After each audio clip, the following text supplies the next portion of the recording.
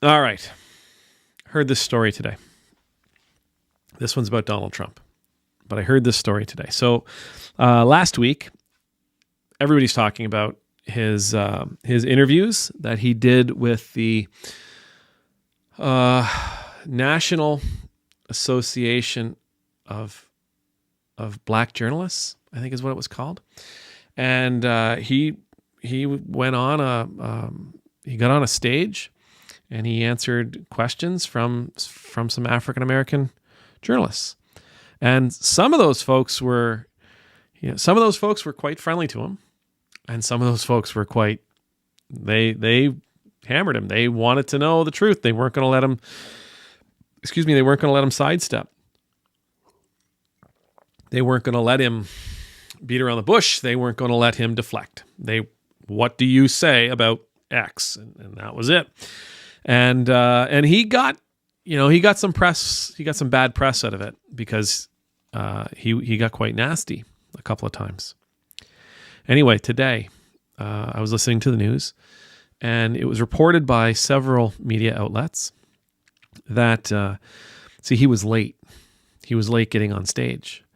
And when he got on stage, he said it was because of a mic issue, that the presenters, the people who were putting on the interviews, putting on the show, that they had some technical glitches and microphones weren't working, and that's why he was late. Now, the association says yes, that we did have some microphone issues, but those were resolved really quickly. They said the reason he was late was because he was refusing to get on stage. He was refusing to go on stage. He had made a demand, and they rejected the demand. He asked for something, and they said, no, absolutely not. That would be dishonest. We're not doing that. And so he sat it out. What was he demanding, you ask? He was demanding that nobody fact check him. Nobody fact check him as he was answering. Nobody fact check him live. So what that means is he was going to go on stage. They were going to ask him questions. And if he lied, he didn't want to hear about it. He didn't want to be corrected.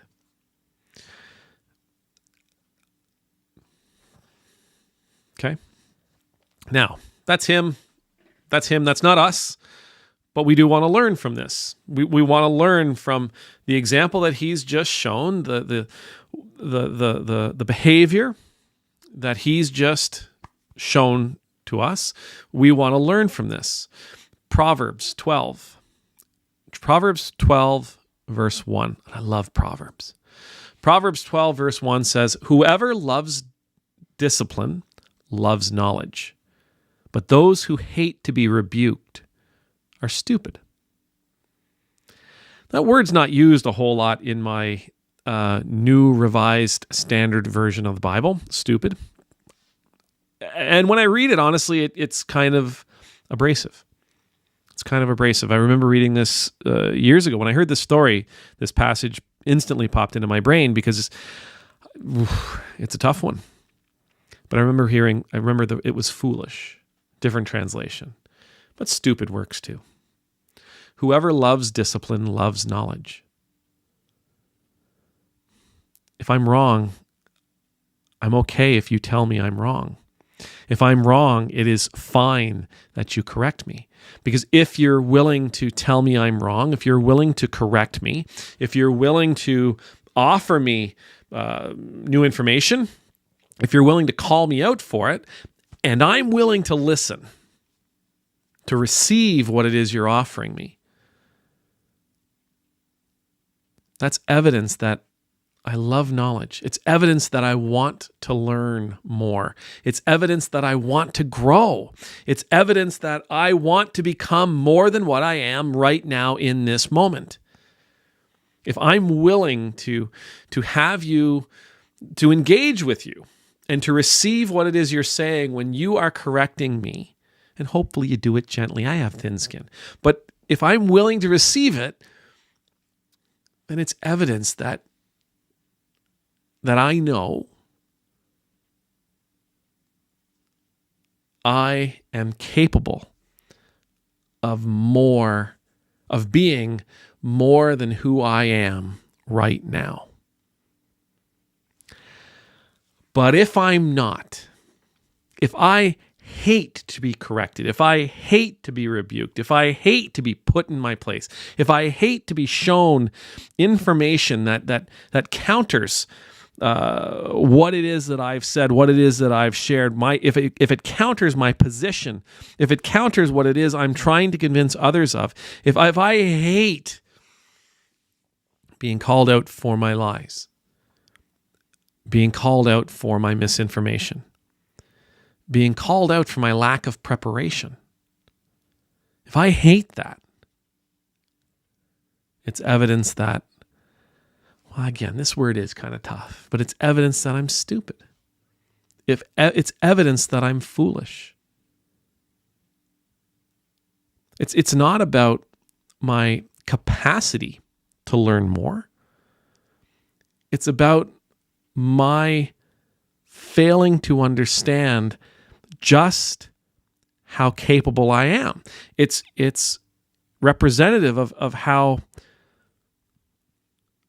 I don't quite fully grasp the possibility that I can be more than I am right now. That I am perfect just as I am.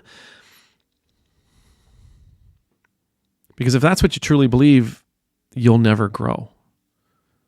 And only the fool chooses not to grow.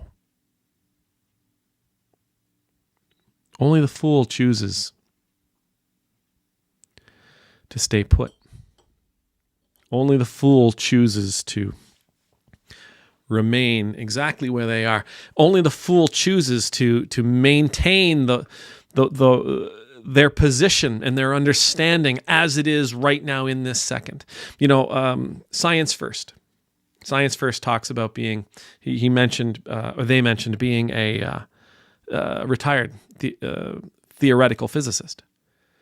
One of the things that I love about some scientists, and I suspect not all of them would say this, but there are a few of them. There are a few scientists, physicists in general, that I would follow, that I listen to, that I read about, whose articles that I read, though I don't necessarily understand them all.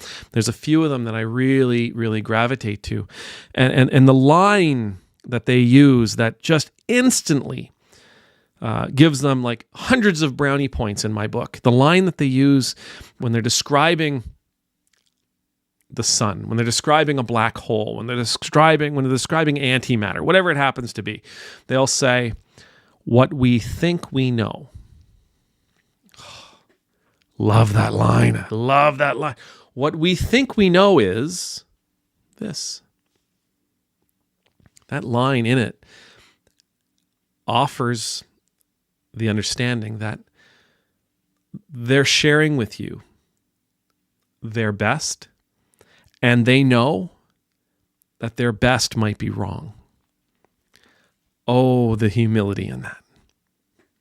The humility in knowing that there is more for me to learn. The humility in knowing that there is more for me to understand.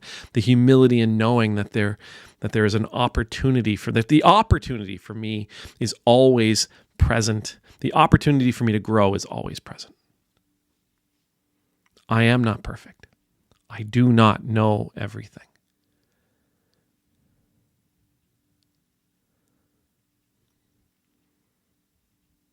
When I'm willing to accept that, and I'm willing to accept it from you, when I'm willing to accept it from the people I'm with, telling me, sharing with me that, hey, something, got to correct this. When I'm willing to accept that rebuke, I want more. I want knowledge. I want knowledge. But if I'm not willing to accept that, then I am the greatest of fools. And in fairness, if I am the greatest of fools, no one should ever listen to me. Ever. And that goes for you. If you're out there and I know everything. no one should ever listen to you. If you're out there and you're like, no, how dare they call me out for being wrong about something? How dare they call me out for lying about something? We should never listen to somebody who is not willing to accept correction. We should never, ever follow someone who is not willing to be fact-checked. Amen.